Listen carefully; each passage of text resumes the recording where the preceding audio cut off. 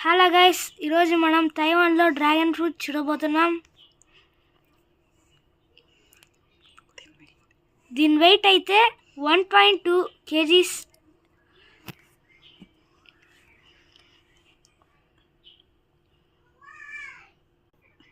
దీని కాస్ట్ అయితే 100 NTD అయితే మన ఇండియన్ రూపీస్లో వచ్చేసి 260 రూపీస్.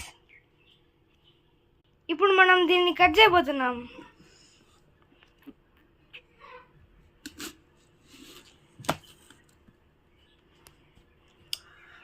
వావ్, లోపల అయితే రెడ్ కలర్లో ఉంది గైస్.